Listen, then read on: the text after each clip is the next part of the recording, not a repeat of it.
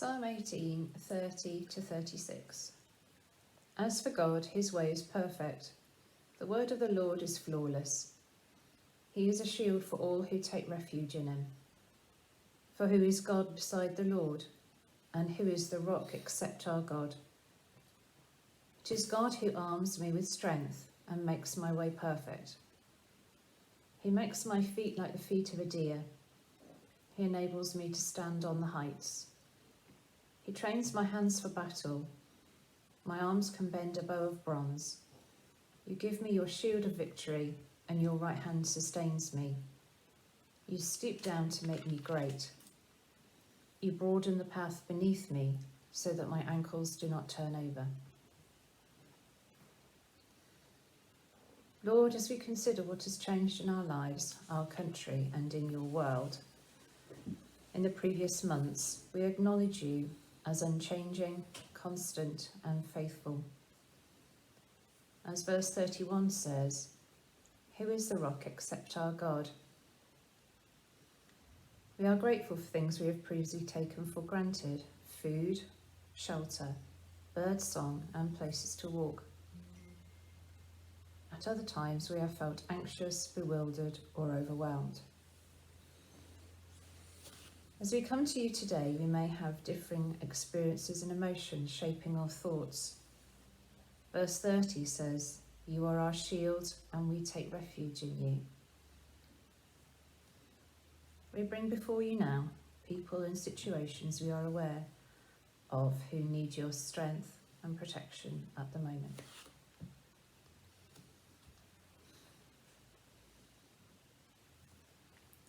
Dear God, thank you for all of your creation, the animals and plants that live all over the world. Thank you for technology so that we can see people and meet online. Thank you that Create, Dynamic and YF have still been able to meet up virtually. Thank you for me being able to see my friends at school before Year 6 finished. Please help schools to set themselves up for September so that all children can return safely. It's hard for us to understand the broad-reaching impact that the virus has had on so many people's livelihoods, as well as health impacts.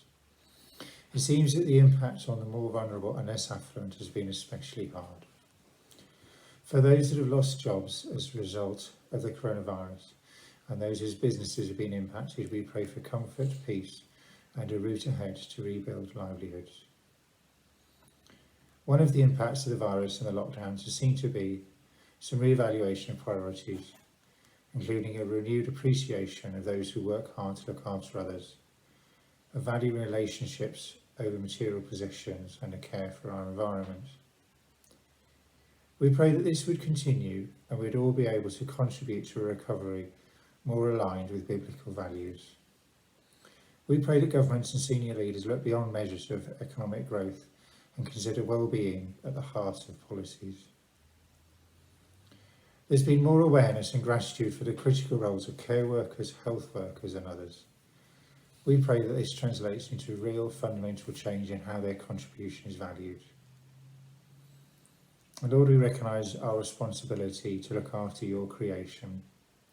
During lockdown in some parts of the world, people breathed cleaner air than they have for decades. It's shown that we can make a positive difference if changed.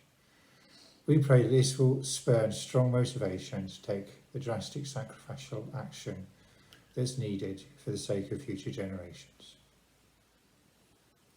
So Lord, as we face the continuing impacts of the coronavirus, we ask for your guidance in how to face the coming challenges and that you would arm us with your strength to overcome them. Amen.